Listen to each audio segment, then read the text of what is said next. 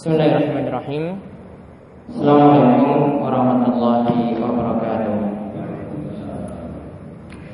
Innal hamdalillah nahmaduhu wa nasta'inuhu wa nastaghfiruh wa na'udzu billahi min shururi anfusina wa min sayyiati a'malina. May yahdihillahu fala mudilla lahu wa may yudlilhu fala hadiya lahu. Wa asyhadu an la ilaha illallah wahdahu la syarika lahu wa asyhadu anna Muhammadan abduhu wa rasuluh. Allahumma shalli ala nabiyyina wa sayyidina Muhammad wa ala alihi wa man tabi'ahum bi ihsanin ila yaumiddin. Baik, alhamdulillah para jamaah sekalian, ikhwani fiddin wa akhwati fillah rahimani rahimakumullah. Kita bersyukur kepada Allah Subhanahu wa taala pada kesempatan selepas salat maghrib ini 18 Sya'ban 1435 Hijriah, kita masih dipermudah oleh Allah Subhanahu wa taala untuk menuntut ilmu. Kita mohon kepada Allah Subhanahu wa taala mudah-mudahan kita diberi keistiqomahan dan juga dikaruniakan ilmu terus setiap saat, dan dari ilmu tersebut mudah-mudahan kita bisa mengamalkannya. Baik, para jamaah sekalian, kita masih membicarakan tentang sifat sholat Nabi Sallallahu Alaihi Wasallam dari kitab Bulughul Maram karya Ibnu Hajar Al-Asqalani. Setelah sebelumnya kita membahas tentang beberapa hadis yang panjang yang membicarakan tentang sifat sholat Nabi Sallallahu Alaihi Wasallam, terakhir yang kita bahas adalah dari hadis Aisyah radhiyallahu anha. Saat ini kita akan melihat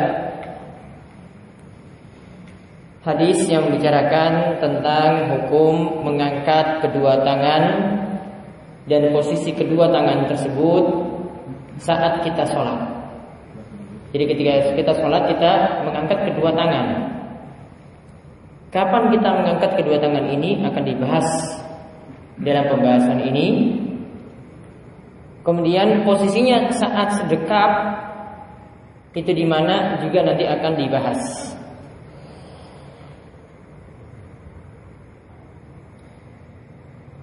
Adapun hadis yang membicarakan hal ini adalah disebutkan dalam hadis nomor 9 dalam bab ini atau 275 dari urutan kitab Bulughul Maram, yaitu hadis dari Ibnu Umar radhiyallahu anhuma. Anna Nabiy sallallahu alaihi wasallam kana yarfa'u yadayhi hadwa mankibaihi idza iftataha as-shalah. Yaitu Nabi sallallahu alaihi wasallam biasanya yarfa'u yadayhi, mengangkat kedua tangannya, hazwa mankibaihi, sejajar dengan pundaknya ketika beliau memulai salat. Wa idza kabbara liruku', begitu juga beliau mengangkat kedua tangannya ketika bertakbir saat ruku'. Wa idza rafa'a ra'sahu minar ruku', begitu juga beliau mengangkat tangannya ketika bangkit mengangkat kepalanya dari ruku'. Muttafaqun alaih. Hadis ini diriwayatkan oleh Imam Bukhari dan Muslim. Kemudian hadis nomor 10 dari hadis Abu Humaid As-Sa'idi. Ingat, ada hadis-hadis pokok yang membicarakan tentang sifat salat Nabi Sallallahu Alaihi Wasallam. Pertama yang dulu kita bahas tentang hadis musik salatuhu, hadis dari Abu Hurairah. Kemudian juga ada hadis dari Abu Humaid As-Sa'idi. Nah, ini hadis-hadis pokok yang membicarakan tentang tata cara salat Nabi Sallallahu Alaihi Wasallam. Nah, dalam hadis Abu Humaid radhiyallahu anhu inda Abi Dawud yang dikeluarkan oleh Abu Dawud, yarfa'u yadayhi, yaitu Nabi SAW itu mengangkat kedua tangannya hatta yuhadhiya bihima mankibaihi, sampai ya terlihat sejajar dengan kedua pundaknya. Summa yukabbir, lalu Nabi SAW bertakbir ketika itu. Di hadis yang ke-11, wali Muslimin an Malik bin Al-Huwairits. Dalam hadis Muslim dari Malik bin Al-Huwairits radhiyallahu anhu disebutkan nahwu hadis Ibnu Umar. Disebutkan hadisnya semisal hadis dari Ibnu Umar tadi. Lakin akan tetapi dalam hadis tersebut disebutkan hatta yuhadiya bihima furu'a udhunaihi, sampai ya angkat tangannya tadi sampai sejajar dengan ujung kedua telinganya. Ya, ujung kedua telinganya.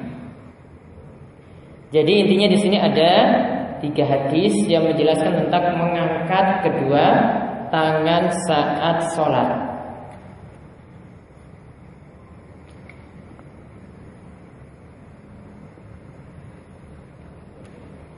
Faedah dari hadis-hadis yang ada, 3 hadis sekaligus kita bahas. Yaitu faedah yang pertama, para sahabat Nabi Sallallahu Alaihi Wasallam memiliki semangat yang kuat untuk mengikuti Nabi Sallallahu Alaihi Wasallam dalam perbuatannya. Ya, para sahabat itu memiliki semangat yang kuat atau sangat-sangat semangat mengikuti tuntunan Nabi Sallallahu Alaihi Wasallam, termasuk dalam perbuatannya. Maka mereka melihat bagaimana kan Nabi SAW itu angkat tangan itu sampai diperhatikan posisinya itu gimana. Ya, posisinya itu bagaimana. Jadi semangatnya mereka dalam ittiba, dalam mengikuti sunnah Nabi SAW seperti itu. Ini hal-hal yang mungkin kita anggap itu kecil.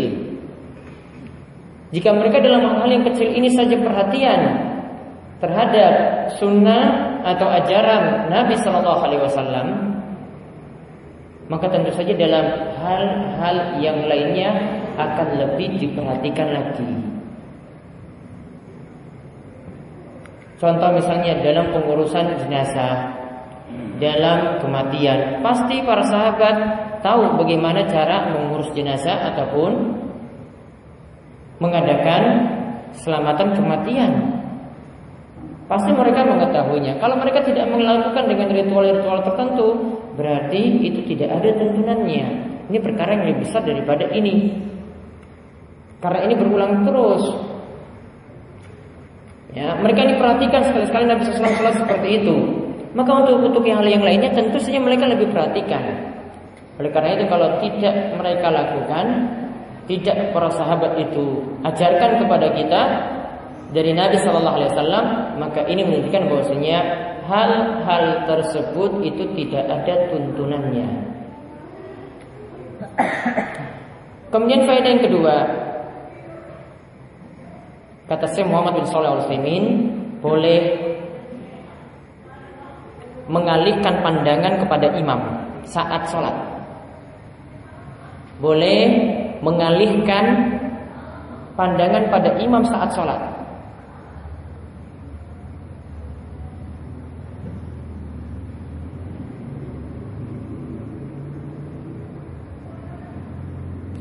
Karena dalam hadis ini Nabi SAW tidak mengatakan saya sholat, saya angkat tangan. Tapi Ibnu Umar yang melihat Nabi SAW seperti itu, kan berarti ketika sholat dia perhatikan langsung Nabi SAW. Iya kan? Langsung lihat Nabi.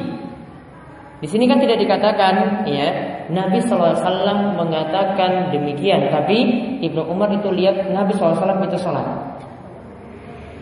Berarti kalau sekali-kali misalnya kita memperhatikan posisi imam itu bagaimana.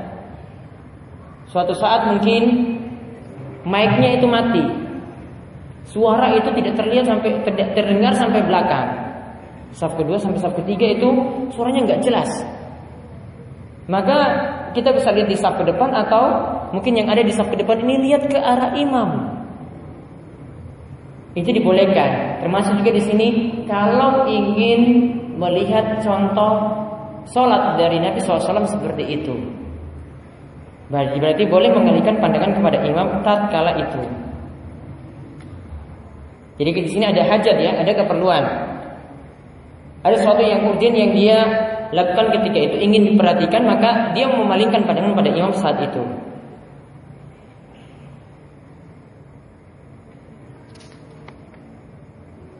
Sebagaimana para sahabat juga itu melihat Nabi SAW, mereka tahu bagaimana Nabi SAW itu membaca Al-Quran di dalam sholatnya. Mereka itu mengatakan, na'rifu zalika biturabi lihiyatihi. Kami itu mengetahui Nabi SAW itu membaca di dalam sholat itu dengan memperhatikan gerak-gerik jenggotnya. Gerak-gerik jenggot Nabi SAW. Kalau lebat itu kan kelihatan naik turunnya, ya kan? Kalau tipis yang kelihatan. Tapi kalau lebat kelihatan kan, naik turunnya itu kelihatan. Ya, gerak mulutnya kelihatan dari gerak janggutnya tadi. Jadi mereka tahu. Berarti kan lihat Nabi SAW seperti itu. Berarti lihat. Maka kalau dalam keadaan butuh pengajaran, butuh mengetahui bagaimana tata cara sholat, boleh memperhatikan seperti itu. Ini suatu hal yang dikatakan ada hajat ketika itu.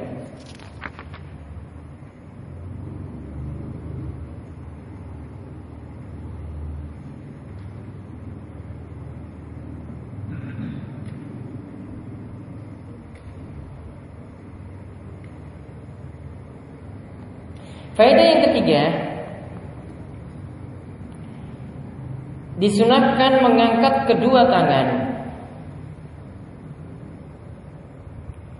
secara bersamaan, kanan kiri berarti ya, secara bersamaan, bukan kanan dulu terus kiri lagi, bukan, secara bersamaan, sejajar dengan pundak, ya, sejajar dengan pundak.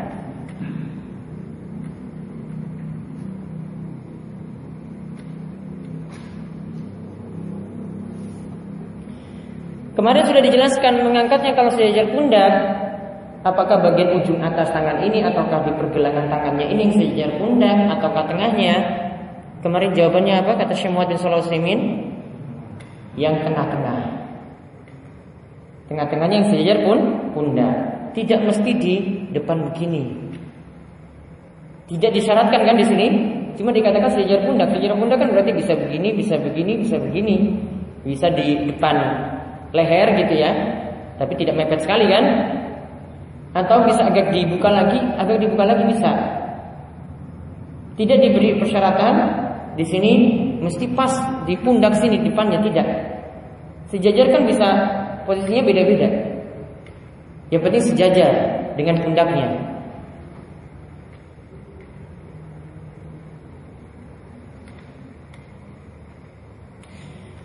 Kemudian faedah yang lainnya lagi, yang keempat,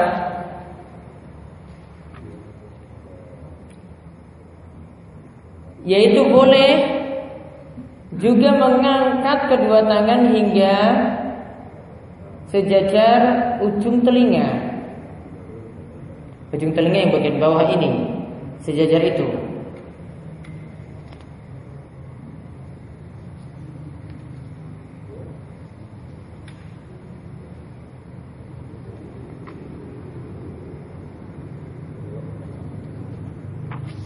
Kemudian faedah yang lainnya lagi, mengangkat tangan ini saya jelaskan di awal saja ya. Tapi nanti ada hadis-hadis sebenarnya yang mendukung nanti setelah itu. Mengangkat kedua tangan dilakukan dalam 4 keadaan. Mengangkat kedua tangan dilakukan dalam 4 keadaan.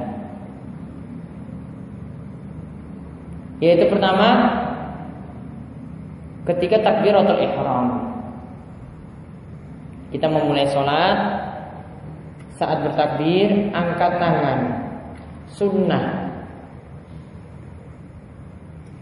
Kemudian yang kedua, saat turun rukuk. Saat turun rukuk. kita angkat tangan. Kemudian yang ketiga, seperti yang dijelaskan dalam hadis Ibnu Umar lagi, ya, yaitu saat bangkit dari rukuk.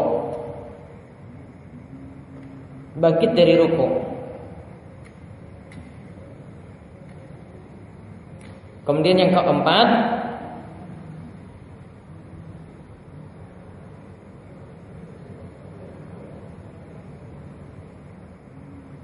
yaitu yang dilihat dalam hadis yang lainnya, itu dalam hadis Ibnu Umar juga, yaitu saat bangkit dari tasyahud awal. Saat bangkit dari tasyahud awal.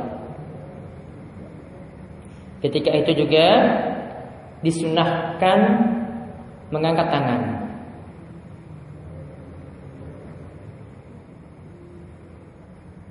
Atau empat keadaan ini, kata Ibnu Qudamah dalam kitab beliau Al-Kafi, bisa diringkas dengan pernyataan, dan nanti kondisi yang lainnya bisa dimisalkan seperti itu.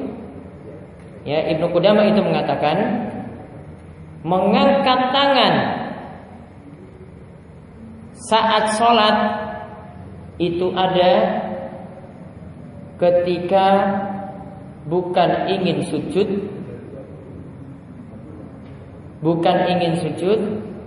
dan bukan bangkit dari sujud. Ya, mengangkat tangan itu ada ketika bukan ingin sujud atau bukan bangkit dari sujud. Coba diterapkan. Saat kita ingin turun sujud, kita ucapkan apa? Allahu Akbar. Angkat tangan enggak? Tidak angkat tangan. Kita sudah sujud, ingin bangkit duduk antara dua sujud. Angkat tangan lagi atau tidak? Tidak angkat tangan. Mau turun sujud lagi? Tidak angkat tangan lagi. Bangkit dari sujud ke rakaat kedua, angkat tangan atau tidak? Tidak angkat tangan. Tapi kalau kita bangkit dari tasyahud awal, tasyahud awal kan bukan sujud, bangkit ke rakaat ketiga, angkat tangan? Angkat tangan. Kaidahnya jelas. Ya, ringkasnya tadi, mengangkat tangan itu ada ketika bukan ingin sujud atau bukan bangkit dari sujud. Misalnya dalam sholat jenazah, kita melakukan takbir sebanyak 4 kali. Setelah takbir pertama baca Al-Fatihah, setelah takbir kedua baca sholawat, setelah takbir ketiga baca doa kepada si mayit, setelah takbir keempat membaca Allahumma la tahrimna ajrahu wa la taftinna ba'dahu waghfir lana wa lahu. Kemudian salam. Kalau takbir pertama jelas angkat tangan. Sekarang untuk takbir kedua, takbir ketiga, takbir keempat gimana? Jawabannya pakai kaidah dari Ibnu Qudamah tadi. Kan takbirnya itu bukan ingin sujud, bukan bangkit dari sujud. Tidak ada rukuk dan sujud ketika itu. Maka berarti angkat tangan atau tidak? Angkat tangan di setiap kali takbir sholat jenazah. Sama juga untuk takbir zawaid dalam sholat Id. Ketika rakaat pertama kita ada 7 kali takbir tambahan. Saat rakaat kedua ada 5 kali takbir tambahan. Ada 7 kali takbir tambahan kan pada rakaat pertama, rakaat kedua ada 5 kali takbir tambahan. Ketika kita mulai sholat kita takbiratul ihram, angkat tangan. Namun kalau untuk 7 kali takbir ini bagaimana? Pakai kaidah tadi. Kalau takbirnya itu bukan untuk sujud, bukan bangkit dari sujud, maka tetap angkat tangan. Berarti untuk 7 kali takbir atau 5 kali takbir pada rakaat kedua tadi tetap mengangkat tangan. Jadi kita takbir tadi, takbiratul ihram dulu, Allahu Akbar, sedekap, baca 2 iftitah. Ya, baca 2 istiftahnya dulu. Baru setelah takbir lagi. Untuk yang 7, Allahu Akbar, sedekap lagi. Sini tidak ada bacaan-bacaan khusus. Ya, tidak ada bacaan khusus, tapi kalau mau membaca seperti yang dipraktikkan oleh kaum muslimin itu juga dibolehkan, subhanallah, walhamdulillah, wala ilaha illallah, wallahu akbar. Lalu takbir lagi untuk yang kedua, Allahu akbar, angkat tangan lagi, terus dekat lagi, sampai yang ketujuh, angkat tangan semuanya. Baru setelah takbir yang ketujuh tadi baca ta'awudz, baca bismillah, lalu mulai membaca surat Al-Fatihah. Nah, jadi paham ya kaidahnya tadi ya? Seperti itu kaidah yang dimaksudkan. Kemudian lihat pada hadis Abu Humaid As-Sa'idi disebutkan. Jadi ini faedah yang ke berapa? 6. Yaitu mengangkat tangan boleh dilakukan terlebih dahulu, baru bertakbir. Jadi kita angkat tangan dulu ya, angkat tangan dulu, baru setelah itu bertakbir, Allahu Akbar. Tidak mesti takbir dulu, Allahu Akbar baru angkat tangan, atau berbarengan, tidak. Seperti dalam hadis Abu Humaid, di sini dikatakan yarfa'u yadayhi hatta yuhadhiya bihi mamankibaihi tsumma yukabbir. Nabi SAW itu mengangkat kedua tangannya, angkat ya, kedua tangannya sampai sejajar pundaknya, tsumma yukabbir, lalu beliau bertakbir, Allahu Akbar. Jadi boleh dilakukan takbirnya itu sebelum mengangkat tangan, boleh. Boleh dilakukan berbarengan dengan mengangkat tangan, boleh. Atau yang disebutkan dalam hadis Abu Humaid di sini setelah mengangkat tangan.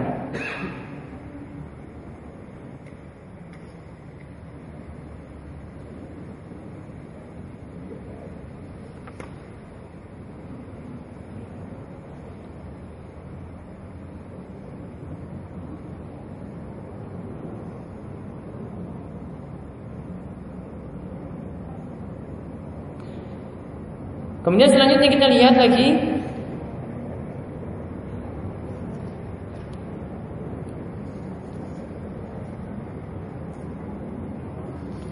hadis yang berikutnya.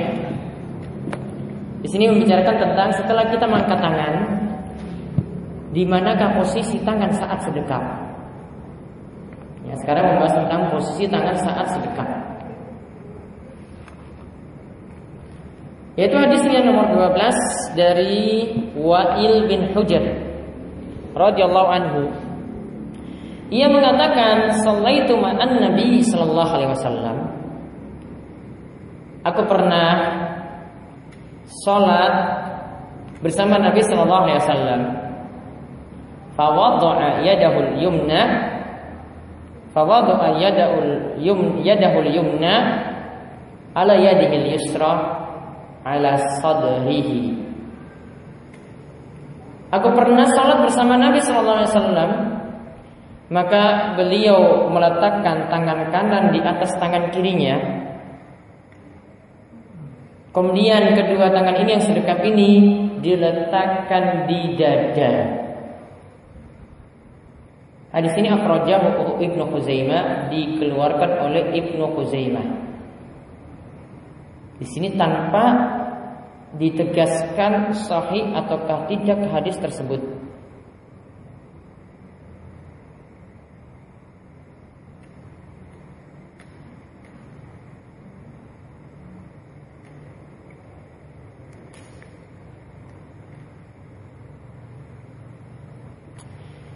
Wallahu alam, pendapat yang lebih tepat dalam masalah ini,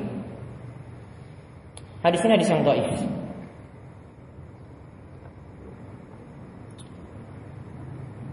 Hadis ini adalah hadis yang dhaif. Sebagaimana diteliti oleh Syekh Abdul Aziz At-Tarifi, ulama pakar hadis yang termasuk ulama muda pada zaman ini. Dalam kitab beliau Sifat Salat Nabi sallallahu alaihi wasallam.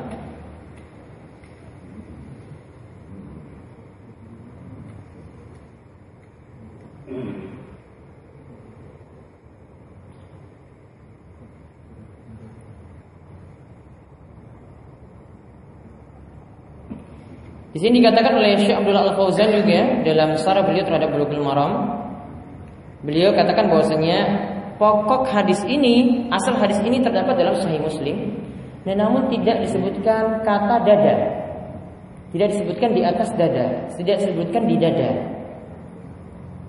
Kalau Ibnu Khuzaimah ada lafaz di dada.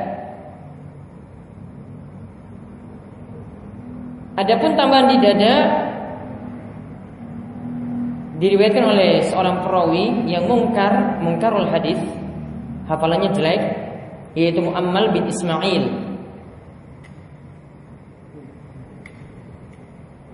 Dan ada hadis yang lainnya dari banyak jalan dari Asim bin Kulayb tanpa lafaz dada.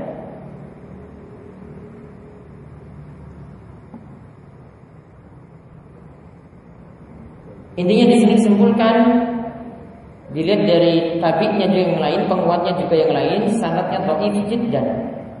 Sanadnya dhaif sekali.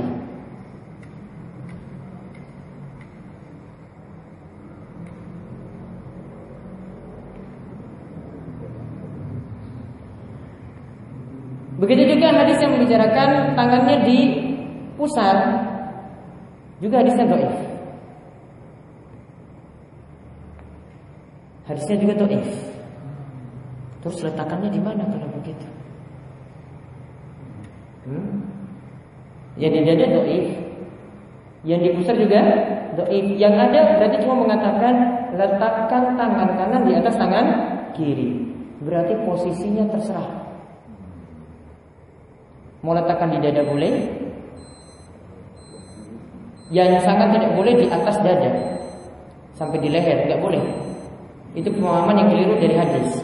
Kalau dikatakan ala sadrihi, ya ala sadrihi itu maksudnya di dada. Jadi di dada sini, bukan di atas dada gini, bukan. Syekh Shalal Fauzan pernah menegur tentang hal ini. Ini tidak dibolehkan di atas dada, seperti ini tidak dibolehkan. Salah memahami hadis. Jadi boleh di dada, ya, boleh di pusarnya, boleh juga di bawah.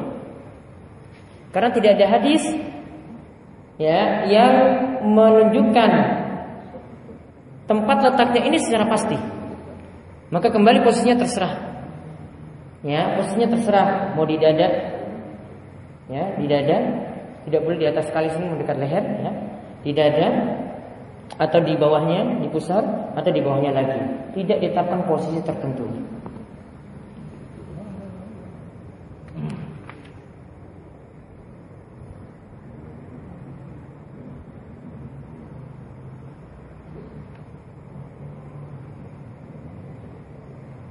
Adapun posisi tangan, mungkin kita pernah melihat di TV atau di tempat ada seorang yang sholat, dia melakukan irsal yadain, tangannya begini saja saat sholat, ya, tangannya turun begini saja, tidak sedekap.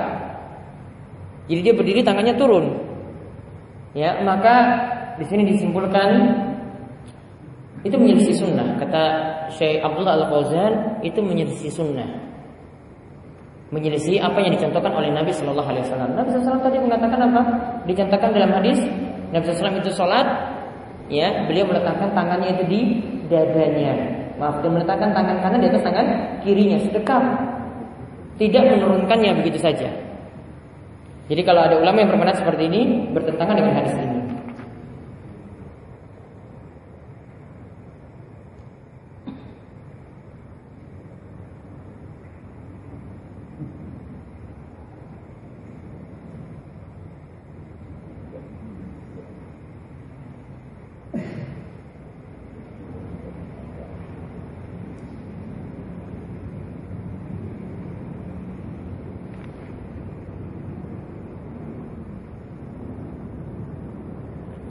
Jadi faedah dari sini yang dapat kita simpulkan,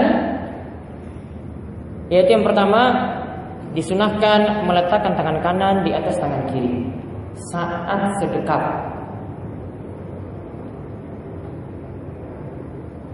Disunahkan meletakkan tangan kanan di atas tangan kiri saat sedekap.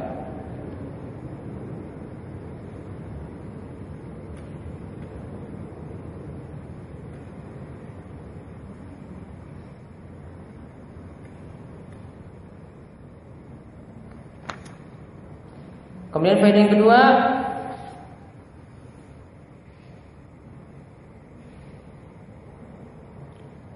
Posisi tangan saat sedekap boleh di dada, di pusar atau di bawah pusar.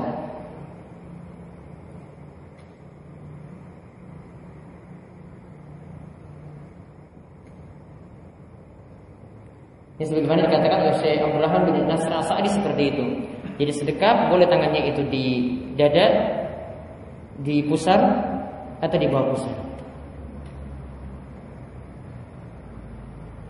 Alasannya tadi, hadis yang membicarakan tangan di dada dhaif, yang membicarakan tangan di pusar juga dhaif. Jadi posisinya berarti terserah. Kemudian faedah yang ketiga, menurunkan tangan saat berdiri berarti menyelisih sunnah. Yang menurunkan tangan, ini apa istilahnya? Turunkan tangan seperti ini, bukan sedekap. Ya, kita cuma bisa bilang menurunkan tangan ya, tapi dalam bahasa Arabnya itu artinya irsal, tangan diturunkan, taruh di samping kanan dan kiri, diletakkan tangan kanan di paha kanan dan kiri. Ya, maka itu menyelisih sunnah, menyelisih ajaran Nabi Sallallahu Alaihi Wasallam. Jadi tidak sesuai dengan ajaran Nabi Sallallahu Alaihi Wasallam.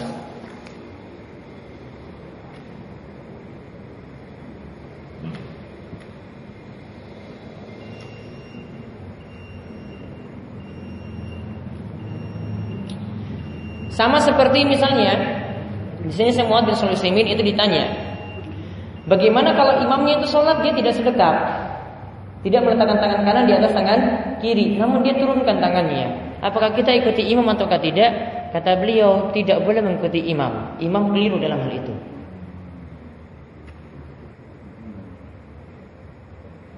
Ya, karena imam itu menyelisih sunnah. Adapun yang dimaksudkan gerakan-gerakan salat yang mesti kita ikuti adalah gerakan-gerakan pokoknya, yaitu imam ruku kita ikut ruku. Ya, imam itu bangkit dari ruku kita ikut bangkit dari ruku. Adapun bagaimana posisi tangannya itu tidak mengikuti imam. Ya, kita tidak mengikuti imam.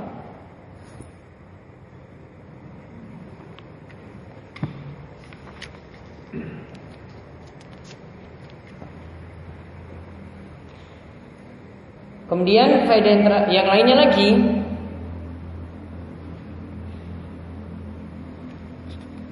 posisi tangan saat bangkit dari ruku.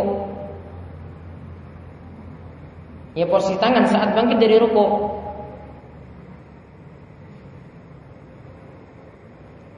adalah sama seperti sedekap ketika berdiri, yaitu sama-sama sedekap. Ini posisi yang lebih bagus.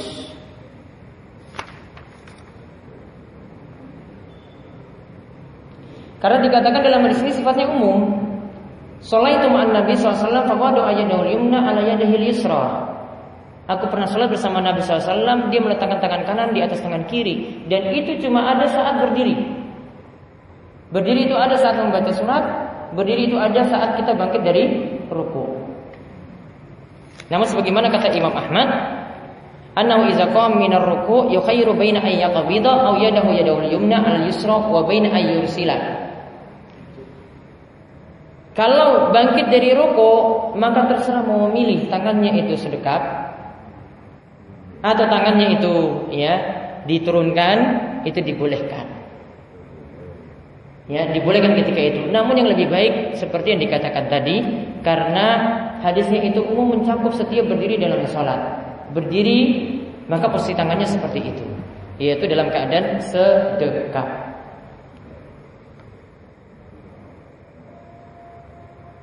Jadi posisi tangan saat sedekap itu baik sebelum ruku dan sesudah ruku saat tidak. Baik, hadis yang berikutnya nanti insyaallah akan kita bahas sesudah salat. Wassalamualaikum warahmatullahi wabarakatuh. Alhamdulillahirabbil alamin.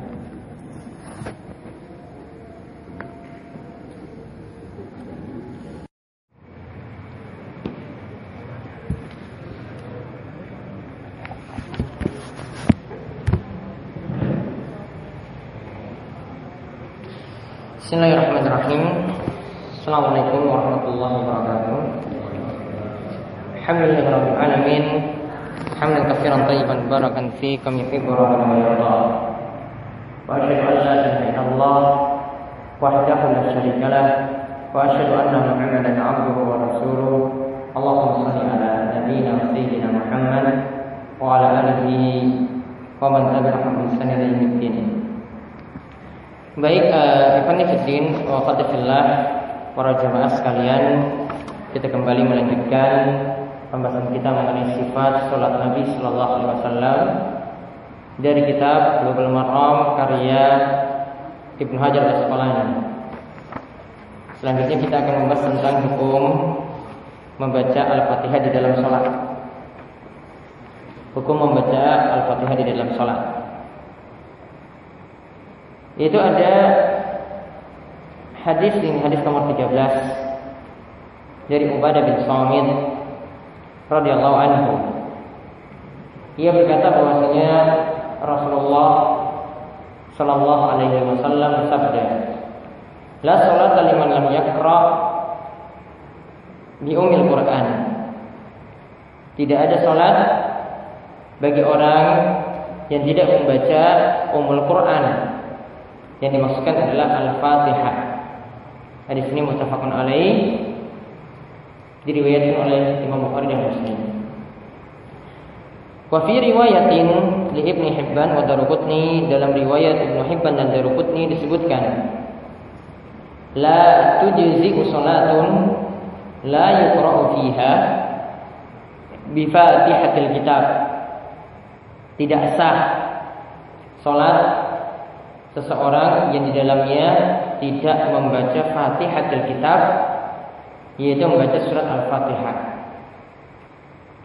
Wa fi ukhra, dan dalam riwayat yang lainnya lagi, li Ahmad wa Abu Dawud wa Tirmizi wa Ibnu Hibban, yaitu dalam riwayatnya lainnya dari Imam Ahmad, dari Abu Dawud, dari Tirmizi dan Ibnu Hibban, disebutkan la'allakum taqra'una khalfal imamikum,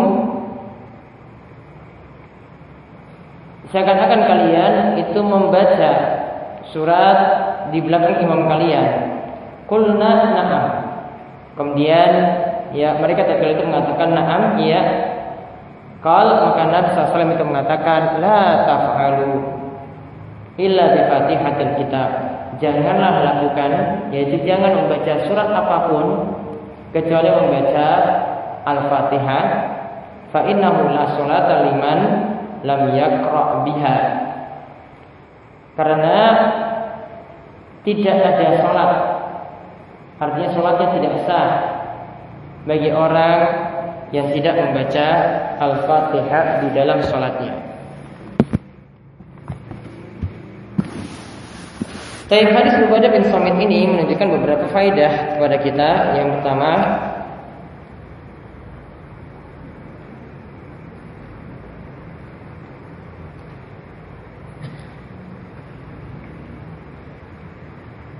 keutamaan surat Al-Fatihah.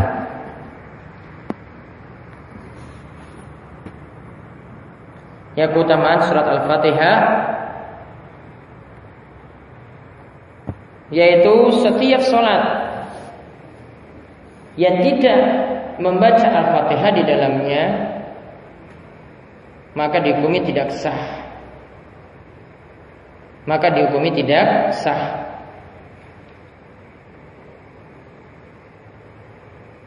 Di sini katakan tidak sah. Tadi ada lafaz la sholata, tidak ada sholat. Ada lafaz juga la tujzi'u, tidak ada sholat, tidak sah sholatnya.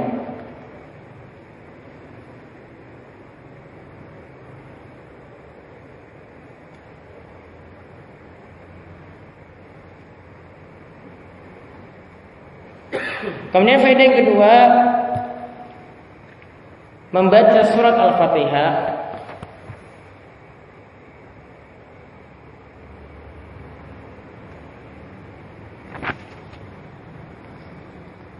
Ya, faedah yang kedua, membaca surat Al-Fatihah merupakan rukun sholat.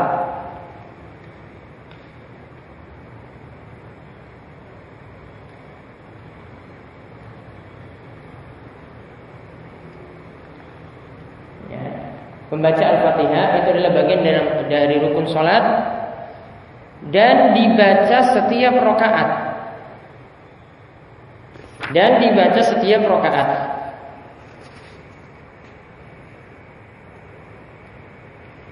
Namun kalau kita lihat dari hadis, cuma dikatakan la sholata liman lam yaqra bi Fatihatil Kitab. Tidak ada sholat bagi orang yang tidak membaca Fatihatil Kitab atau Al-Fatihah. Seakan-akan maknanya berarti kalau saya dalam sholat itu cuma baca sekali saja pada rakaat pertama, maka sudah dikatakan sholatnya sah. Namun ternyata kita perlu memahami dengan hadis yang lain. Sudah kita bahas hadis di awal disebut dengan hadis musyi' sholatuhu, hadis Abu Hurairah. Kan ketika itu Nabi SAW ajarkan orang yang jelek sholatnya tersebut disebutkan baca Al-Fatihah juga ketika sholat. Kemudian di akhir Nabi katakan, if'al zalika fi sholatika kulliha. Lakukan seperti itu dalam sholatmu seluruhnya, yaitu setiap rakaat. Lakukan seperti itu. Rukuk ya setiap rakaat, ya sujud ya setiap rakaat, begitu juga membaca Al-Fatihah juga setiap rakaat. Jadi bukan hanya di rakaat yang pertama. Ini menunjukkan bahwasanya tidak bisa kita pahami satu dalil seperti itu saja. Kita perlu mengkompromikan dengan dalil-dalil yang lain. Kalau cuma kita berpedoman pada satu hadis, maka hasilnya seperti tadi. Namun ternyata kita perlu menggabungkan dengan hadis yang lainnya. Tidak cukup dengan hadis tadi, tapi kalau kita lihat dari hadis yang lainnya menunjukkan Al-Fatihah itu dibaca setiap rakaat. Faedah yang ketiga,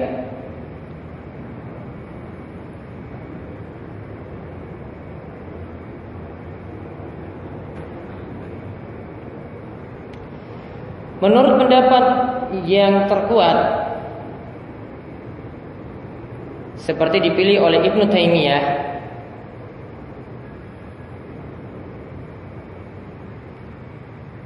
membaca Al-Fatihah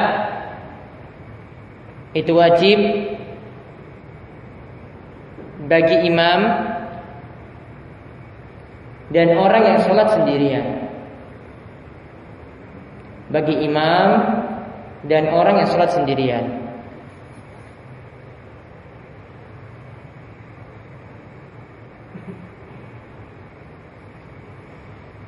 Sedangkan makmum,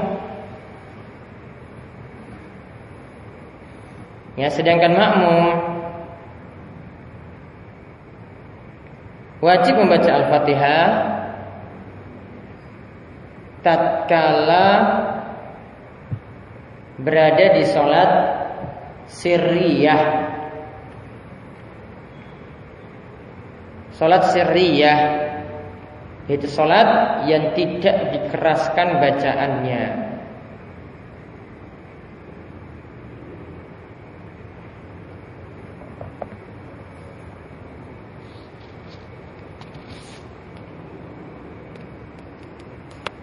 Alasannya dari Ibnu Taimiyah karena mengkompromikan hadis yang kita bahas dalam bab ini, yaitu hadis yang tadi kita bacakan dari Ubadah bin Samit, yaitu tidak ada sholat bagi orang yang tidak membaca Al-Fatihah. Itu jelas. Namun ada ayat maupun hadis yang mengatakan seperti hadis man kana lahu imam fakiraatul imam lahu qiraatun. Jika imam itu membaca surat, maka bacaan imam sudah menjadi bacaan makmumnya. Atau dalam ayat disebutkan siapa yang membaca Al-Quran maka diamlah. Siapa yang membaca Al-Quran maka diamlah. Maka di antara hadis-hadis yang ada tadi, kalau kita kompromikan maka seperti pendapat dari Ibnu Taimiyah tadi. Kalau bacaan imam kita dengar, makmum itu dengar, maka bacaan imam sudah menjadi bacaan makmum. Namun kalau tidak didengar seperti dalam sholat sirriyah, zuhur dan asar, maka ketika itu kita membaca Al-Fatihah masing-masing. Namun nanti jadi tidak wajib juga tatkala kita sudah mendapatkan rukuk bersama imam, kita telat dan imam itu sedang rukuk, kita ikuti imam rukuk, maka bacaan Al-Fatihah jadi gugur. Bacaan Al-Fatihah tadi jadi bacaan, ya kita sudah ditanggung bacaannya oleh imam. Walaupun tidak membaca Al-Fatihah tatkala itu, karena mendapatkan satu rukuk berarti mendapatkan satu rakaat. Walaupun kita cuma dapat rukuk saja tidak baca Al-Fatihah, tetap dianggap satu rakaat.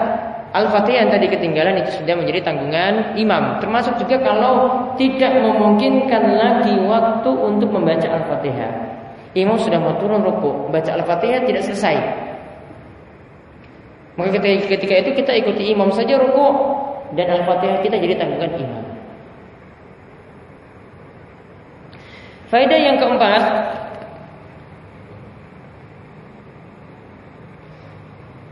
yaitu membaca Al-Fatihah berlaku dalam sholat jahriyah dan sholat sirriyah.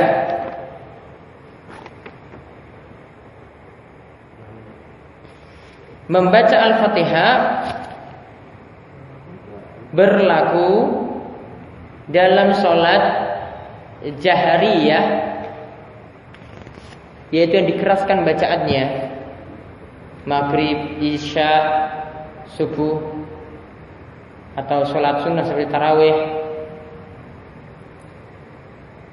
Dan juga berlaku pada sholat sirriyah, sholat yang tidak dikeraskan bacaannya.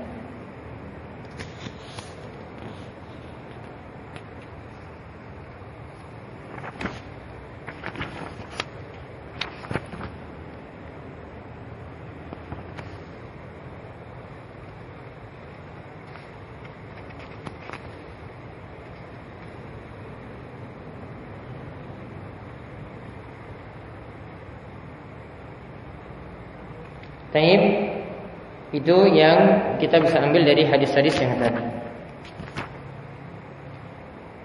Ya, demikian yang kita bahas pada hari ini. InsyaAllah masih ada lagi hadis-hadis yang berikutnya. Nanti akan kita bahas masih seputar surat Al-Fatihah. InsyaAllah pada pertemuan berikutnya akan kita bahas.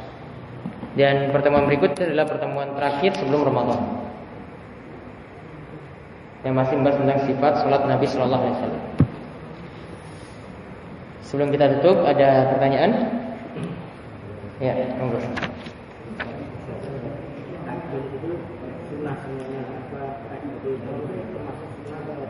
Mengangkat tangannya yang sunnah. Mengangkat tangannya itu yang sunnah. Adapun takbiratul ihramnya wajib. Artinya ucapan takbirnya, ucapan Allahu Akbarnya itu rukun. Takbiratul ihramnya ya. Namun angkat tangannya itu sunnah. Jadi ada dua hal, yaitu mengangkat tangan dan ucapan takbir Allahu Akbar. Untuk mengucapkan Allahu Akbar saat takbiratul ihram hukumnya wajib, bagian dari rukun. Namun untuk angkat tangannya hukumnya sunnah. Artinya kalau kita tidak angkat tangan langsung Allahu Akbar sah. Ya.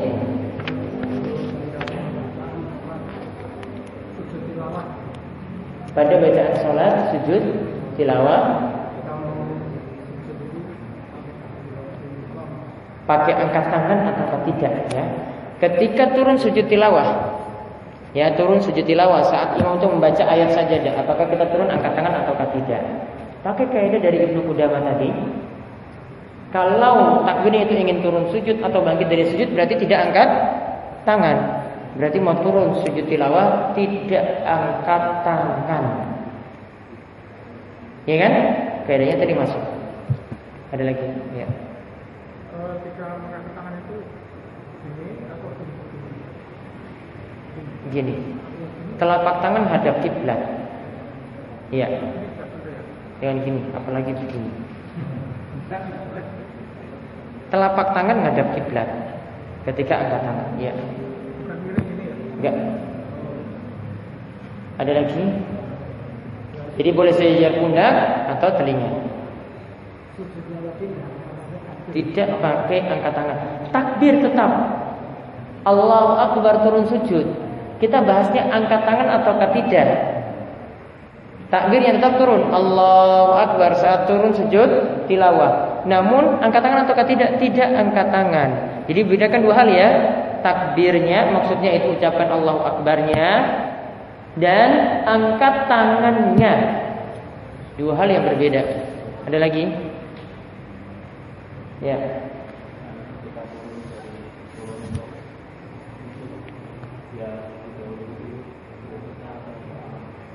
turun ya ketika mau sujud, lebih dulu itu lutut atau tangan. Kemarin sudah pernah kita singgung, yaitu hadis yang membicarakan cuma kita tidak boleh menyerupai hewan ketika dia itu turun. Ya, ketika hewan tersebut itu turun. Hewan itu turun, ya. Disebutkan dalam satu riwayat lutut dulu baru tangan. Ada yang menyebutkan tangan dulu baru lutut. Tambahan yang ini tambahan yang dhaif. Muttarib. Artinya muttarib itu saling bertentangan satu dan yang lainnya. Sehingga yang tepat ya, seperti yang dipilih oleh Syekh Abdul Aziz At-Tarifi dalam kitabnya Sifat Salat Nabi sallallahu alaihi wasallam, untuk turun apakah lutut atau tangan terlebih dahulu ya. Ketika itu tidak ada yang jadi penentuan. Boleh lutut dulu baru tangan, boleh tangan dulu baru lutut. Bahkan kata beliau dilihat dari kondisi orang masing-masing. Karena kadang yang sepuh lebih mudah turun lutut dulu baru tangan. Ya, atau ada yang kuat turun tangan dulu baru lutut. Terserah, ketika itu bebas. Ada lagi yang lainnya? Ya.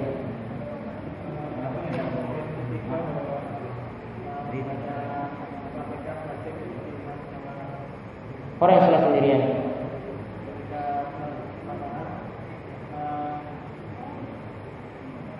Kalau salat berjamaah, maka kalau imammu mendengar bacaan imam dalam salat jahriyah, maka cukup dengan bacaan imam. 3 dan 4 tetap dibacakan, tidak dengar bacaan imam. Berarti tetap makmum itu baca Al-Fatihah sendiri-sendiri. Ada lagi? Ya.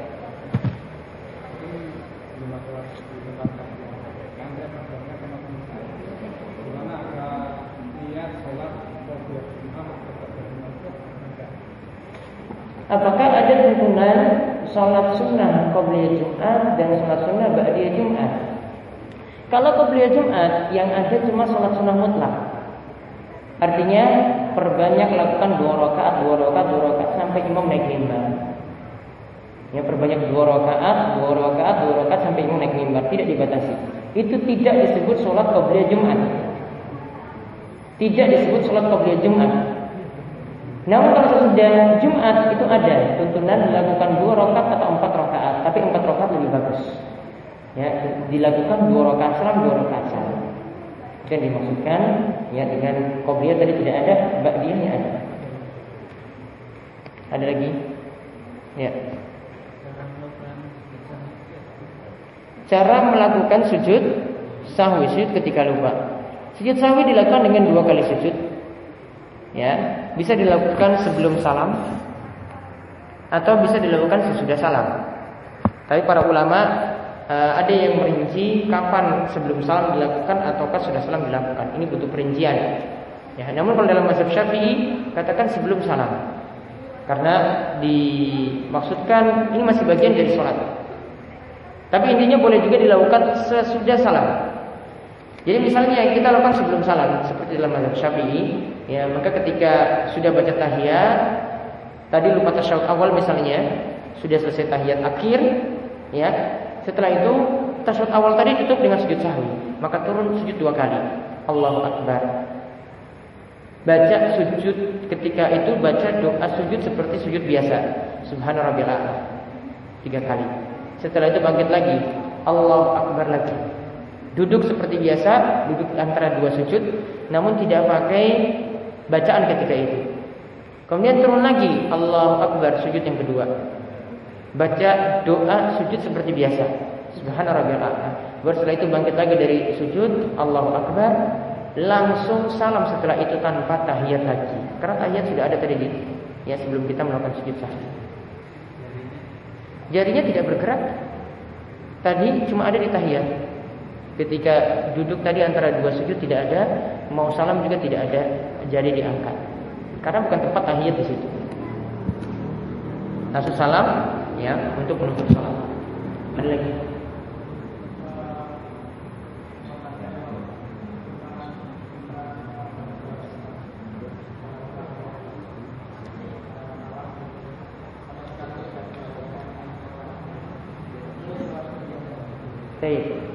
Tidak melakukan terlambat sholat Jumat. Ya, jadi datang ke masjid, imam sudah salam, tidak sama sekali mendapatkan 1 rakaat, maka yang dia lakukan adalah kerjakan sholat zuhur 4 rakaat. Sholat Jumat aja 2 rakaat tidak dapat, maka gantinya adalah sholat zuhur. Karena al-badal hukmul mu'dal, yang diganti, yang mengganti, ya, nanti hukumnya sama dengan yang diganti. Namun di sini dia gantinya dia apa? Kalau tidak mau sholat Jumat atau kalau tidak mengatakan sholat Jumat, gantinya zuhur. Ya, gantinya zuhur. Namun tidak bisa yang menjadi yang digantikan dan yang jadi pengganti itu dikerjakan berbarengan. Artinya jangan kerjakan Jumat dan zuhur berbarengan. Artinya Jumat sudah lakukan kemudian zuhur lagi. Ini keliru. Sebagian orang punya pikiran seperti itu, keliru. Ya, yang ada tadi Jumat tidak dilakukan, maka setelah itu ganti dengan sholat zuhur. Seperti yang dilakukan. Ada lagi satu. Ya.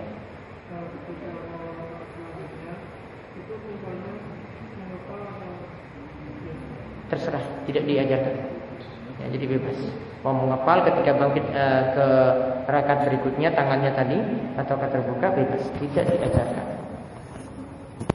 Ada lagi? Ya. Sholat yang Syria itu kalau misalnya kita belum sempat menyelesaikan Al-Fatihah, imam sudah cukup. Bacaan imam jadi bacaan makmum. Bacaan imam jadi bacaan makmum. Jadi sudah ditanggung oleh imam.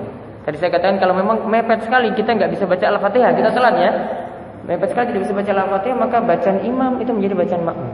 Termasuk dalam salat sirriyah. Ada lagi. Pada awalan pakai basmalah itu ada yang tidak membaca sama sekali. Bukan tidak membaca sama sekali, tidak dikeraskan. Insyaallah akan dibahas besok dalam pertemuan berikutnya. Tidak baca tapi tidak dikeraskan. Nanti pembahasannya besok pada pertemuan besok insyaallah. Ya, demikian yang kita bahas, mudah-mudahan bermanfaat. Ya, subhanakallahumma bihamdika asyhadu an la ilaha illa anta astaghfiruka wa atubu ilaik. Wassallallahu ala nabiyyina Muhammadin wa ala alihi washabbihi ajmain. Alhamdulillahirabbil alamin. Bismillahirrahmanirrahim. Assalamualaikum warahmatullahi wabarakatuh. Innal hamdalillah nahmaduhu wa nasta'inuhu wa nastaghfiruh wa na'udzu billahi min shururi anfusina wa min sayyiati a'malina. May yahdihillahu fala mudilla lahu wa may yudlilhu fala hadiya lahu. Wa asyhadu an la ilaha illallah wahdahu la syarika lahu wa asyhadu anna Muhammadan abduhu wa rasuluh. Allahumma shalli ala nabiyyina wa sayyidina Muhammad wa ala alihi wa man tabi'ahum bi ihsan ila yaumil. Ikhwani fiddin wa akhwati ya para jamaah sekalian, semoga selalu dirahmati dan diberkahi oleh Allah Subhanahu wa taala. Alhamdulillah, pada kesempatan selepas salat maghrib seperti biasanya kita akan melanjutkan pembahasan rutin kita dari kitab Bulughul Maram karya Ibnu Hajar Al-Asqalani, dan ini pertemuan terakhir kita sebelum masuk di bulan Ramadan. Nanti ketika di bulan Ramadan, ya sementara waktu kosong, ya nanti dilanjutkan lagi selepas Lebaran atau Idul Fitri. Nanti akan diumumkan ya dari pesan singkat ya, kapan akan dimulai lagi kajian tersebut. Baik, kita lihat sekarang pembahasan masih tentang sifat sholat Nabi Sallallahu Alaihi Wasallam. Kita melanjutkan saat ini tentang hukum menjaharkan bismillah di dalam sholat. Hukum mengeraskan bacaan bismillahirrahmanirrahim di dalam sholat. Yaitu ada hadis dari Anas radhiyallahu anhu, anna Nabiy sallallahu alaihi wasallam wa Abu Bakr wa Umar kanu yaftatihuna as-shalah bi alhamdulillahirabbil alamin. Yaitu dari Anas radhiyallahu anhu, ia mengatakan bahwasanya Nabi sallallahu alaihi wasallam dan juga Abu Bakar dan juga Umar, mereka membuka sholatnya atau memulai sholatnya dengan alhamdulillahirabbil alamin. Hadis yang muttafaqun alaih, diriwayatkan oleh Imam Bukhari dan Muslim. Kemudian ditambahkan lagi dalam riwayat Muslim, la yazkuruna bismillahirrahmanirrahim, yaitu di dalamnya tidak dijaharkan atau dikeraskan bacaan Bismillahirrahmanirrahim. Wa fi riwayatin, dan dalam riwayat yang lainnya, yaitu li Ahmad wa Nasa'i wa Ibnu Khuzaimah, itu diriwayatkan dari Imam Ahmad, Imam An-Nasa'i dan Ibnu Khuzaimah, dikatakan la yajharuna bi Bismillahirrahmanirrahim, yaitu mereka tidak mengeraskan bacaan Bismillahirrahmanirrahim. Wa fi ukhra li Ibnu Khuzaimah, dan dalam riwayat yang lainnya dari Ibnu Khuzaimah dikatakan kanu yusirruna, yaitu mereka melirihkan, artinya tetap membaca namun dilirihkan bacaan Bismillahirrahmanirrahim. Lalu dikatakan oleh Ibnu Hajar, wa al hadza yuhmalu an-nafs fi riwayat Muslim khilafan liman a'allaha. Jadi dapat dipahami bahwasanya dimaksudkan penafian di dalam riwayat Muslim, ya, bahwasanya itu cuma dinafikan saja, khilafan liman a'allaha, dan ini berbeda dengan orang yang menganggap ya hadis tersebut bermasalah. Kemudian ada riwayat lagi dari Nu'aim Al-Mujmir radhiyallahu, ia mengatakan, ya radhiyallahu anhu, ia mengatakan, Nu'aim Al-Mujmir, ya, ia mengatakan, salaitu wara'a Abi Hurairah, aku pernah salat di belakang Abu Hurairah. Lalu ia mengatakan, faqara'a, Abu Hurairah kemudian membaca Bismillahirrahmanirrahim. Summa qara'a bi ummil Qur'an. Lalu Abu Hurairah membaca Al-Fatihah.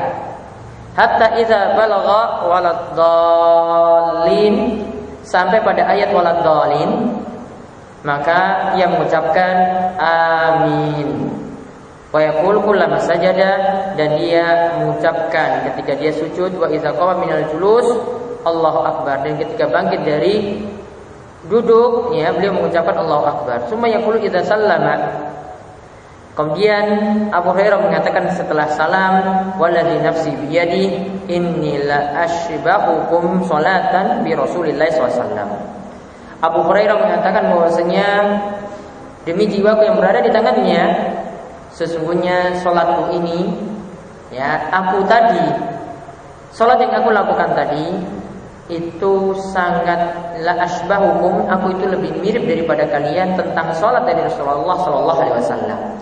Artinya dilakukan oleh Abu Hurairah, salatnya itu dia katakan atau dia mengklaim sendiri bahwasanya itu sangat mirip dengan salat yang dilakukan oleh Nabi sallallahu alaihi wasallam. Rawahu Nasa'i wa Ibnu Khuzaimah, hadis ini diriwayatkan oleh Imam Nasa'i dan Ibnu Khuzaimah.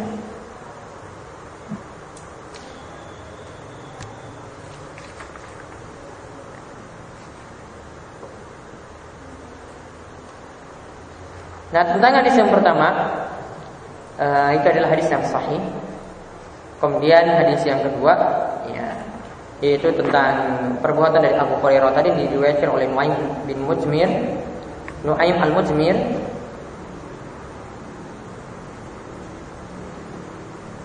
Maka di sini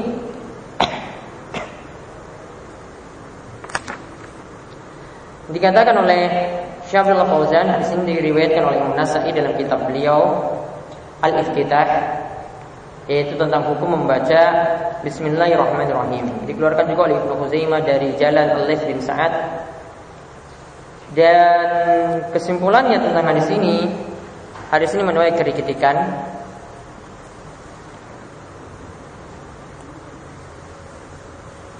yaitu dikatakan bahwasanya hadis ini dikatakan hadis yang sahih, yaitu menyelisihi riwayat yang lebih kuat. Ya, hadis ini dikatakan menyelisihi riwayat yang lebih kuat, karena riwayat yang lebih kuat itu menyatakan bahwasanya Bismillahirrahmanirrahimnya itu tidak dijaharkan.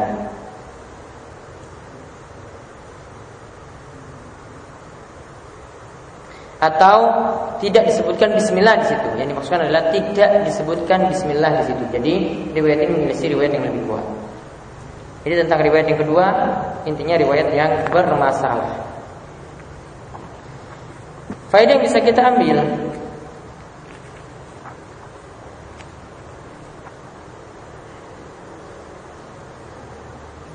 yaitu yang pertama, bahwasanya Nabi SAW tidak mengeraskan bacaan Bismillahirrahmanirrahim.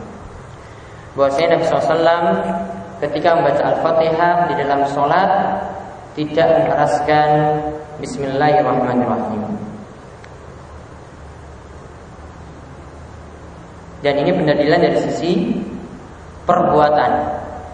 Jadi Nabi SAW tidak mengeraskan bacaan Bismillah tersebut.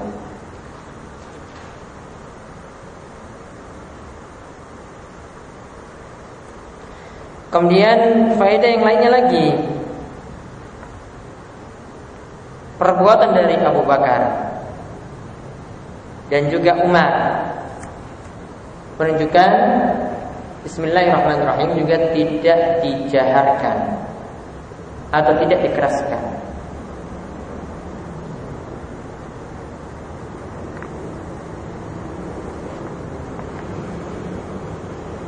Dan tadi kita lihat dalam riwayat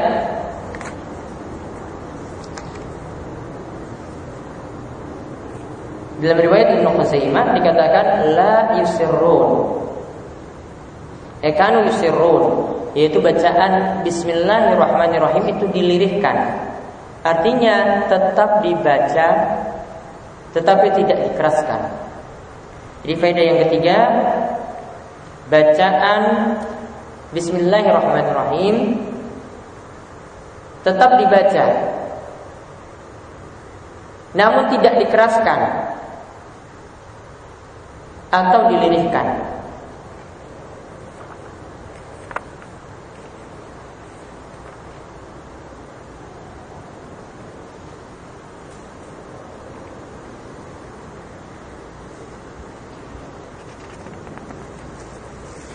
Kemudian faedah yang keempat, keutamaan surat Al-Fatihah karena disebut pembuka sholat. Yaitu dalam hadis dikatakan yaftatihunas sholat, yaitu mereka tadi Rasulullah SAW, lalu Abu Bakar dan Umar itu membuka sholatnya dengan Al-Fatihah. Jadi keutamaan Al-Fatihah itu adalah pembuka sholat, di mana seluruh bacaan dalam sholat, yaitu bacaan surat, itu dimulai dengan Al-Fatihah.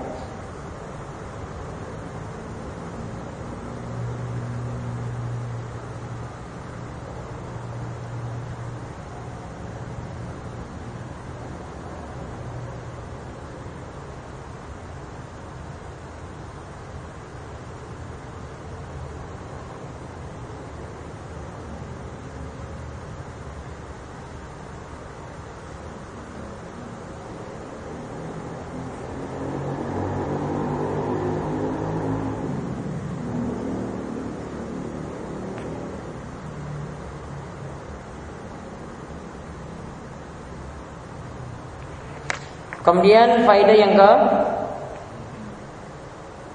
yang kelima,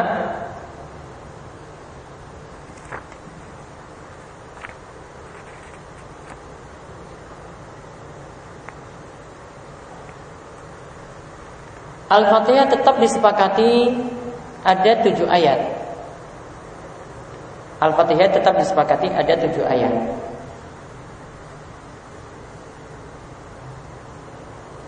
Nah, kalau kita lihat di sini, apakah Bismillahirrahmanirrahim ini bagian dari Al-Fatihah atau tidak? Ini kita bahas apakah bagian dari Al-Fatihah atau tidak. Para ulama berselisih pendapat.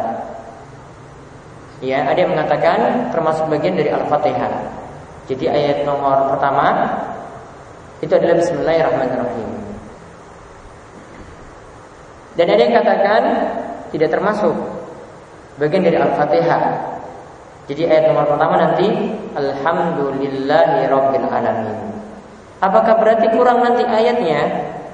Al-Fatihah tadi saya katakan Al-Fatihah tetap 7 ayat. Kalau dimulai dari Bismillah maka jelas seperti kita lihat di mushaf Al-Quran, Bismillahirrahmanirrahim nomor 1. Alhamdulillahirabbil alamin nomor 2, Ar-Rahmanir Rahim nomor 3, Maliki Yaumiddin nomor 4, Iyyaka na'budu wa iyyaka nasta'in nomor 5. Terus Ihdinas siratal mustaqim nomor 6, Siratal ladzina ya nomor 7 ya, nomor 7 sampai selesai. Nah, kalau seandainya dimulai dari nomor 1 yaitu Alhamdulillahirabbil alamin, maka itu nomor 1. Nomor 2 Ar-Rahmanir Rahim, nomor 3 Maliki Yaumiddin, nomor 4 Iyyaka na'budu wa iyyaka nasta'in, nomor 5 Ihdinas siratal mustaqim, nomor 6 Siratal ladzina an'amta 'alaihim. Diputus di situ. Kemudian ayat ke-7 Ghairil maghdubi 'alaihim waladdallin. Ayat yang ke-7 kalau kita pakai cara yang pertama tadi, mulai dari bismillah, ayat ke-7 lebih panjang. Namun kalau yang ini tadi dari Siratal ladzina an'amta 'alaihim itu diputus di situ, kemudian lanjut Ghairil maghdubi 'alaihim waladdallin, itulah ayat yang ke-7. Jadi semuanya sepakat Al-Fatihah itu 7 ayat. Ya, nanti berselisih pendapat apakah bismillah itu bagian dari Al-Fatihah ataukah tidak. Namun tentang apakah bismillah itu dijaharkan ataukah tidak, kita lihat dari perbuatan Nabi. Jadi tadi saya tulis, saya suruh catat tadi, Al-Fatihah tetap berjumlah 7 ayat. Terus ditambahkan, namun untuk menjaharkan bismillah ataukah tidak, mengeraskan bismillah ataukah tidak, lihat dari perbuatan Nabi sallallahu alaihi wasallam. Lihat dari perbuatan Nabi sallallahu alaihi wasallam. Prakteknya Nabi SAW bagaimana tadi? Bacaan bismillahirrahmanirrahimnya tidak dijaharkan.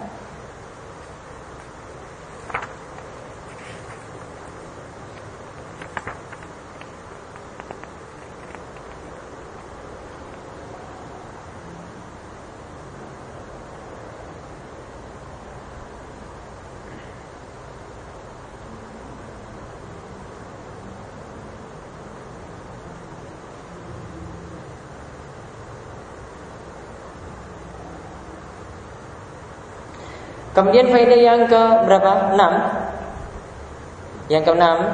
Sekarang kita lihat hadis Abu Hurairah. Dalam hadis Abu Hurairah terlihat bahwasanya boleh sekali-kali menjaharkan bismillah. Boleh sekali-kali menjaharkan bismillah.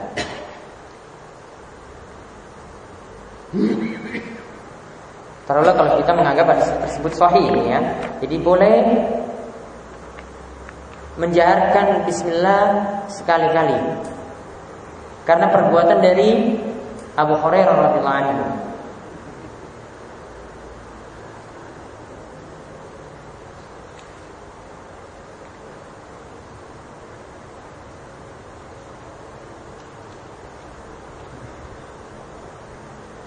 Nah, sebagaimana contoh yang lainnya, sebagaimana ada perbuatan dari Abdullah bin Abbas radhiyallahu anhuma, beliau itu pernah menjaharkan Al-Fatihah pada sholat jenazah. Supaya apa tujuannya? Padahal Al-Fatihah kalau dalam sholat jenazah tidak dijaharkan. Tujuannya adalah supaya orang-orang itu bisa tahu tentang ajaran ini. Apa yang dibaca dalam sholat jenazah, biar orang tahu, beliau jaharkan. Maka kalau tujuannya tadi untuk mengajar, atau juga tujuan yang lainnya seperti kata para ulama, untuk menarik simpati dari kaum muslimin yang merasa bahwasanya bismillah ini bagian dari rukun, seperti dalam mazhab Syafi'i, maka boleh sekali-sekali untuk membacanya. Ya, boleh sekali-sekali untuk membacanya.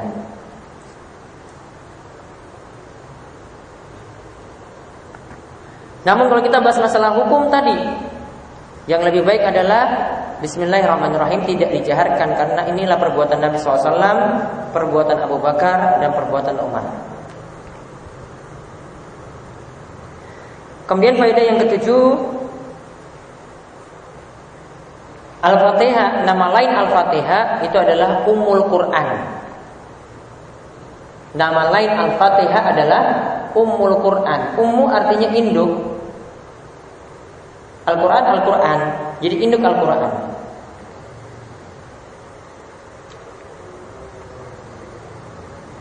Kata para ulama, yang dimaksudkan Ummul Quran karena seluruh pembahasan Al-Quran itu merujuk kepada surat Al-Fatihah, kembali kepada makna dalam surat Al-Fatihah.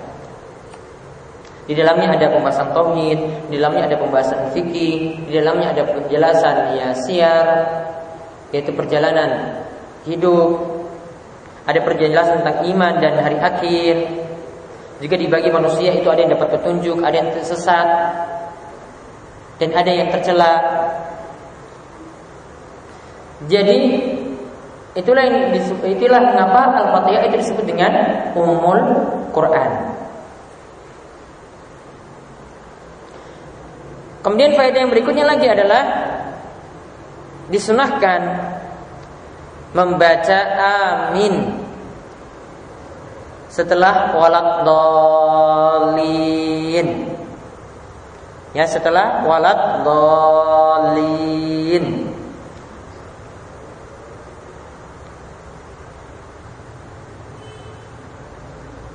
Dan cara bacanya, ya, alifnya itu panjang A, kemudian minnya juga panjang min. Tidak boleh mimnya itu ditasdid, tidak boleh. Amin, salah. Ya, tidak boleh demikian. Dan yang dimaksudkan amin, bisa ditambahkan yang dimaksudkan amin adalah Allahumma stajib. Ya Allah kabulkanlah. Ya Allah kabulkanlah.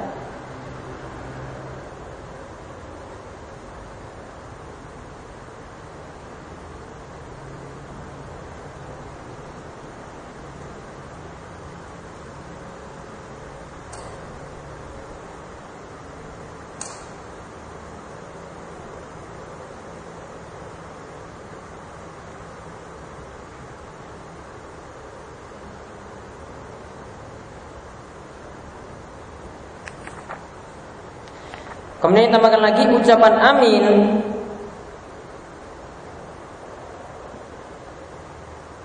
Ucapan amin diucapkan oleh makmum selepas imam ucapkan waladhdallin. Jadi tidak tunggu imam dulu ucapkan amin baru makmum itu amin, bukan. Namun setelah imam ucapkan waladhdallin, maka makmum juga ucapkan amin. Tidak tunggu imam dulu.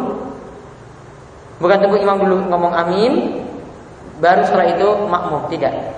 Ya, jadi berbarengan dengan imam ucapkan amin. Setelah ucapan waladhdallin.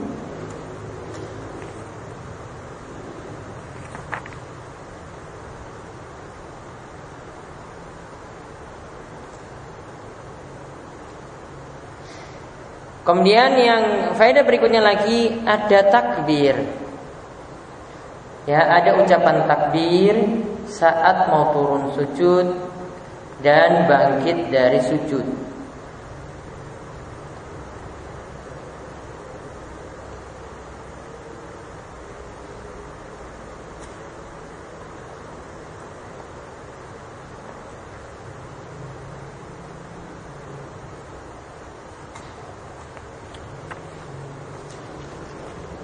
Dan faedah yang terakhir, kita lihat apa yang dikatakan oleh Abu Hurairah terakhir, la ashbahukum.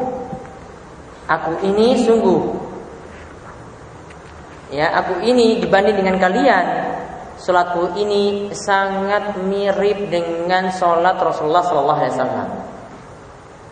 Jadi dia katakan ashbah, mirip. Bukan katakan apa? Persis sama, plek sama dengan salat Rasul. Artinya tidak semuanya berarti, karena dia katakan asbahukum. Maka faedah yang terakhir, para sahabat kadang menggunakan istilah yang singkat.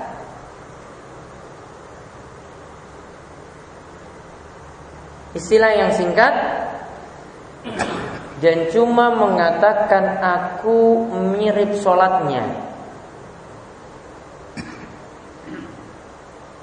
aku mirip sholatnya. Artinya tidak persis sama dari segala sisi. Jadi ini beda dengan tengah-tengah kita. Kalau kita katakan, wah sholatmu seperti apa? Oh ini sudah sesuai dengan sunnah. Artinya sangat-sangat persis berarti dengan apa yang dilakukan Rasulullah SAW. Kalau memastikan seperti itu, ya bahaya. Karena boleh jadi ada gerakannya itu yang khata, ada yang keliru, tidak sesuai dengan Rasul Sallallahu Alaihi Wasallam. Makanya lebih bagus mengatakan seperti apa yang diibaratkan oleh Abu Hurairah, yaitu cukup persis. Kalau katakan sama, berat. Kalau khawatirnya ada yang tidak sama, maka perkataan ini sesuai dengan sunnah sangat-sangat berat sekali konsekuensinya.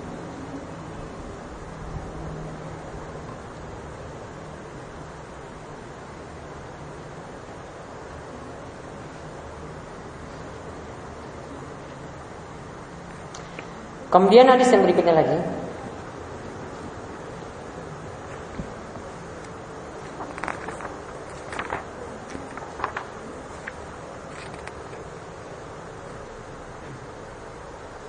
yaitu tentang bahasan apakah bismillah itu bagian dari Al-Fatihah atau tidak.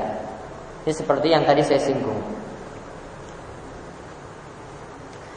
Kita lihat hadis yang di sini adalah hadis nomor 16 dari pembahasan sifat salat Nabi sallallahu alaihi wasallam, atau hadis nomor 282 dari kitab Bulughul Maram, yaitu dari Abu Hurairah radhiyallahu anhu. Ia berkata bahwasanya Rasulullah sallallahu alaihi wasallam bersabda, "Idza qara'tumul Fatihah faqra'u bismillahirrahmanirrahim. Fa inna ihda ayatiha."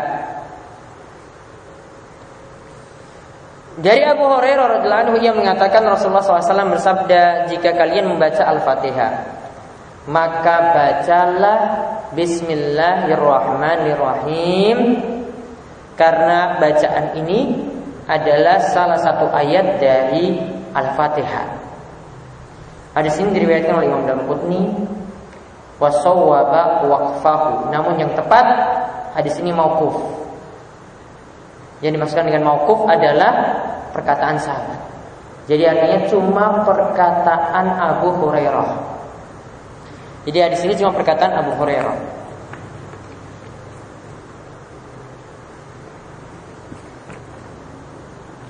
Maka apa faedah yang bisa kita ambil? Yang pertama,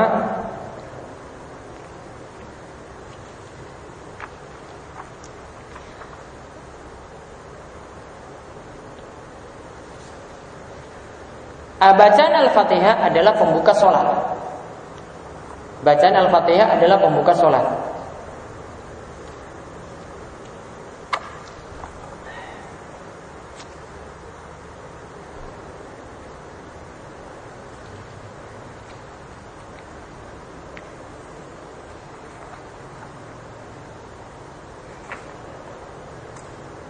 Kemudian faedah yang kedua, menurut Abu Hurairah, ingat ya, ini cuma perkataan Abu Hurairah, Bismillahirrahmanirrahim bagian dari Al-Fatihah. Bismillahirrahmanirrahim bagian dari Al-Fatihah.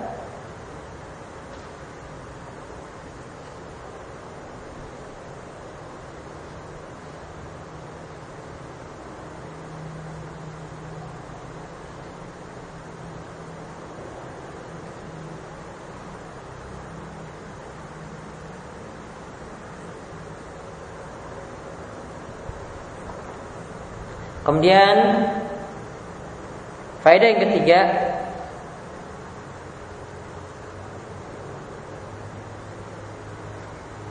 yang lebih tepat Bismillahirrahmanirrahim bukan bagian dari Al-Fatihah dan bukan bagian dari surat-surat yang lainnya kecuali surat At-Taubah. Di dalamnya itu ada disebutkan Bismillahirrahmanirrahim.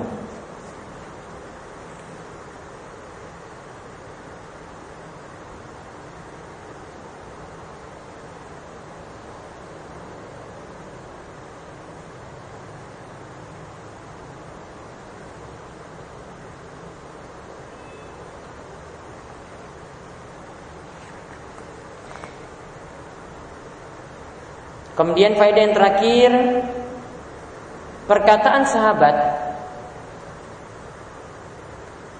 itu bisa diterima jika memenuhi 3 syarat. Ya, jika memenuhi 3 syarat. Ini dikatakan oleh Syekh Muhammad bin Shalih Al-Utsaimin. Yang pertama, yang berkata adalah fuqaha sahabat, yang alim di antara para sahabat. Yang berkata itu adalah yang alim di antara para sahabat.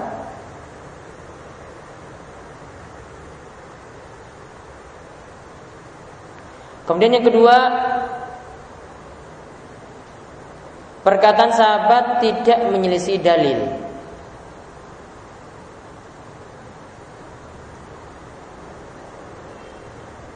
Nah, jadi yang kita bahas ini sekali lagi, ya, kapan perkataan sahabat diterima? Yang pertama tadi, jika yang berkata adalah fuqaha atau alimnya sahabat. Kemudian yang kedua, tidak menyelisihi dalil yang lain. Kalau menyelisih Al-Quran, menyelisihi hadis, maka jelas bisa ditolak. Meskipun yang berkata di sini adalah sahabat besar seperti Abu Bakar, Umar, Utsman dan Ali. Karena kalau perkataan mereka menyelisih dalil dari Al-Quran, menyelisih dari dalil hadis, ya, maka tetap saja Al-Quran dan hadis tetap didahulukan. Kemudian syarat yang ketiga, perkataan sahabat tersebut tidak menyelisihi perkataan sahabat yang lain. Ya, perkataan sahabat tersebut tidak menyelisihi perkataan sahabat yang lain.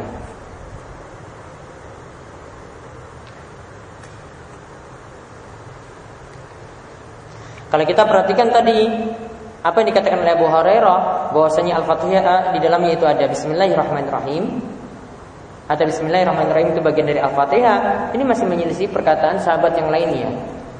Yang masih menyelisih perkataan sahabat yang lainnya. Jadi lebih tepat tadi kita katakan Bismillahirrahmanirrahim bukan bagian dari Al-Fatihah ataupun dari surat yang lainnya, kecuali surat apa tadi? Surat At-Taubah.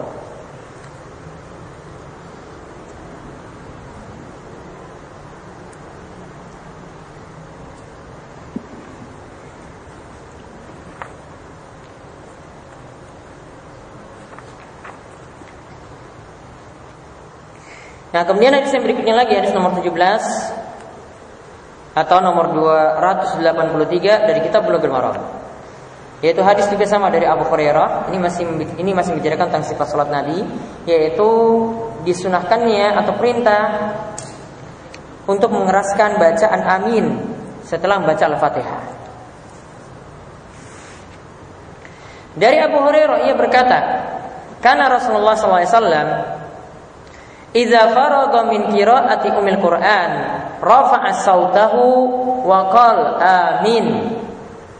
Rasulullah SAW ketika selesai membaca Al-Fatihah, Ummul Quran atau Al-Fatihah, beliau mengeraskan suaranya saat menyebut amin. Hadis ini diriwayatkan oleh Daruqutni dan Daruqutni menghasankannya. Dan juga diriwayatkan oleh Al-Hakim dan Imam Al-Hakim itu mensahihkannya. Dan hadis ini juga diriwayatkan dari Abu Dawud dan Tirmizi dari hadis Wa'il bin Hujr. Juga disebutkan semacam itu. Maka faedah dari hadis ini, yaitu satu faedah yang bisa kita ambil, disunahkannya bagi imam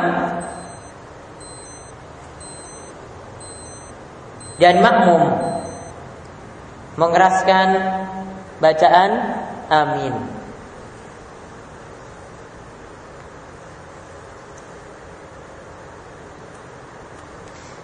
Dan sini dikatakan saat imam mengeraskan bacaan, makmum juga berbarengan mengeraskan. Karena dalam hadis lain disebutkan idza ammanal iman fa aminu. Jika imam itu mengeraskan bacaan amin, maka hendaklah makmum juga mengeraskan bacaan tersebut. Yang mengeraskan bacaan amin pula.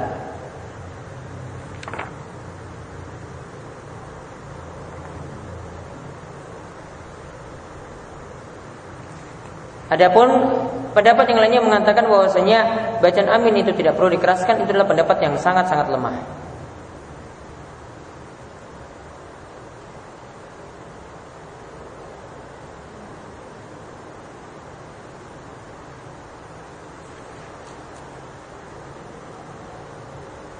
Sedangkan tadi ada kami tambahkan makmum juga ikut mengeraskannya, ini karena perbuatan dari para sahabat Nabi SAW, mereka juga mengeraskan bacaan tersebut setelah Al-Fatihah. Kemudian hadis yang berikutnya lagi, tadi 17 dan 18. Ya, sekarang kita lihat hadis nomor 19 tentang sifat salat Nabi ini lagi, yaitu tentang hukum bagi orang yang bacaan Al-Qur'annya kurang bagus. Hukum bagi orang yang baca Al-Qur'annya kurang bagus. Yaitu ada hadis dari Abdullah bin Abi Aufa. Ia mengatakan, Ja'a rajulun ila Nabi SAW. Ada seorang yang mendatangi Nabi SAW. Faqala, maka ia berkata, Inilah astati an akhudha minal Qur'an syai'an. Ia datang kepada Nabi SAW dan berkata, aku ini tidak mampu membaca dari Al-Quran sedikit pun. Jadi tidak bisa baca ayat apapun dari Al-Quran. Fa'alimni ma yujzi'uni, maka ajarkanlah kepadaku. Ya, dia minta pada Nabi SAW, ajarkanlah kepadaku apa yang bisa membuat sholatku itu sah. Berarti Al-Fatihah juga dia tidak bisa baca. Maka ketika itu Nabi SAW cuma mengajarkan, bacalah subhanallah walhamdulillah wala ilaha illallah wallahu akbar wala haula wala quwata illa billahil aliyyil azim. Hadisnya masih dilanjutkan dengan bacaan yang panjang, dengan hadis yang panjang. Hadis ini diriwayatkan oleh Imam Ahmad, Abu Daud, An-Nasa'i, dan disahihkan oleh Ibnu Hibban dan Daraqutni dan juga Al-Hakim.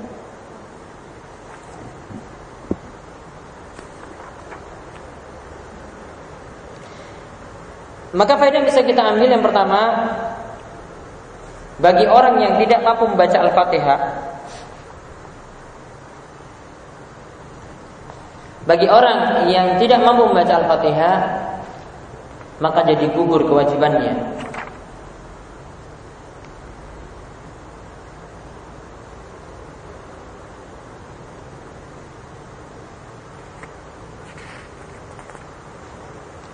Kemudian faedah yang kedua, disebut tidak mampu,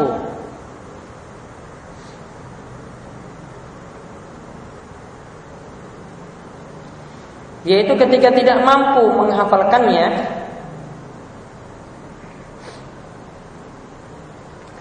ketika tidak mampu menghafalkannya, dan waktu sholat begitu sempit.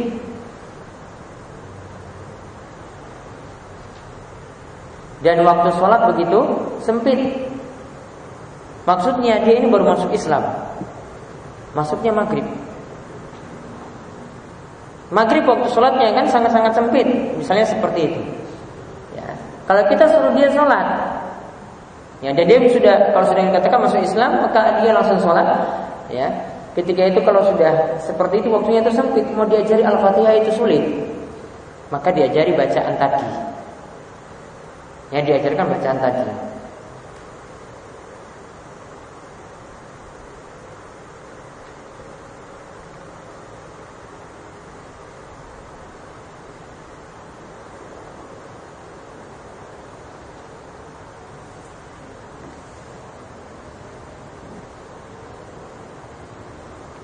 Kemudian faedah yang lainnya, bahwasanya bagi orang yang tidak mampu membaca Al-Fatihah,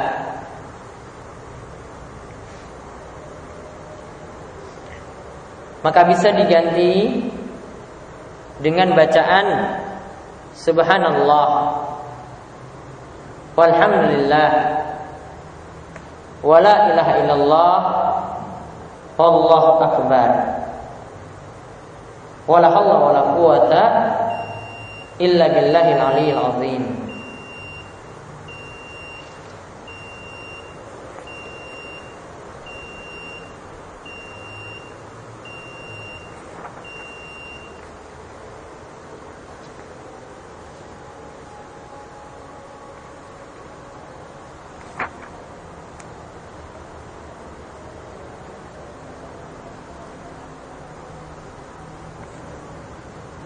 Ya, taib, itu yang kita bahas untuk sebelum azan. Nanti insyaallah kita akan bahas lagi satu atau dua hadis sudah azan. Itu sudah sholat. Sallallahu alaihi wa sallam Muhammad wa ala alihi wasallam. Alhamdulillahirabbil alamin.